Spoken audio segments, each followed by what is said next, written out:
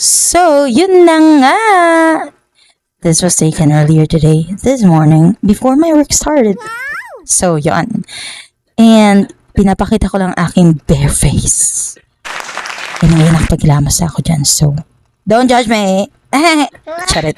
So, yun na nga, the reason why I took this video is because there are a few people na nagtatanong sa akin, what's my secret?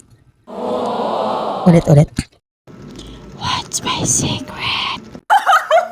Wala naman ako sekreto, guys. Pero yun na nga, natanong nila ako kung bakit daw ang ganda-ganda ko. No! Hindi yon. So, tinatanong ng mga tao kung paano ko daw na pagsasabay ng pagiging nanay, pagiging empleyado, pagiging asawa, at marami pang iba. So, hindi ko naman alam actually kung paano, but it's all thanks to the Lord. Thanks to God kasi pinapalakas niya ako, binigyan niya ako ng strength. And He healed me sa mga sakit na naranasan ko before.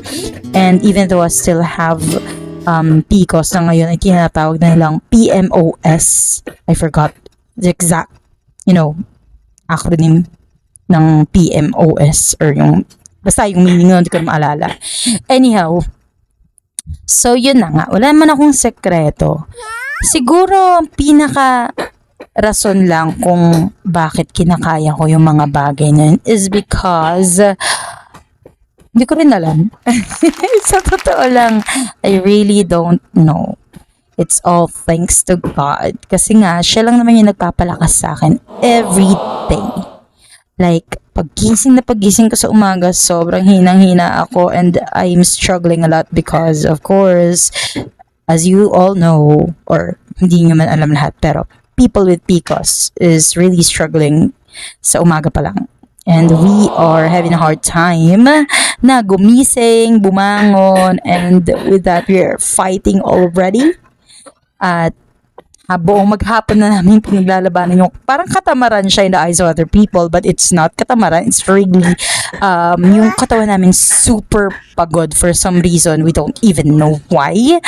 And yeah, also naka-help din sa akin. I believe it helped me, no? Kasi before, I was taking vitamin, but I stopped kasi nga, sabi ko, it's not helping. But yeah, for some reason, this vitamin C with collagen helped me. And also, I also nag-drink ako ng coffee, yung collagen din na coffee, yung chia seed ng FitGum. So, yun yan. Isa yun sa mga iniinom ko. And also, syempre, hindi mawawala yung mag-pray ka pagkagising mo sa umaga. Just a simple prayer is really a big help.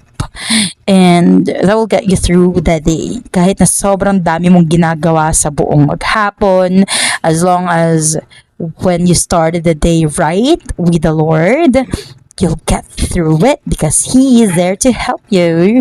So I encourage everyone, each and every one of us, including me, because sometimes I forgot. That's really how people are. I'm not a hypocrite. Anyway, so yun nga. I'm reminding and encouraging everyone to always trust in the Lord first before you sleep at night. Ask Him to guide you and your family, in your health, and all the people around you and everyone you love and everything you do. Trust it in the Lord. And pagkagising mo sa umaga, syempre, you have to thank Him for everything that He has done, or whatever. So yun, I was interrupted by my son. Anyway, yun nga, pagkatiwala mo sa Kanya lahat. Kasi yun lang naman talaga yung biggest. It's not a secret. Anyway. Pero yun ang pinaka ma-advise ko sa everyone. Of course, stay hydrated. And if you can do exercise, just at least 30 minutes walk for the day, every day, or after you eat, at least 5 minutes after you eat a meal. Or whatever you want to eat though. Yun nga. Maglakad ka 30 minutes or 5 to 10 minutes after your meal. And that's all for today. That's how I keep myself busy and productive. That's how. Bye.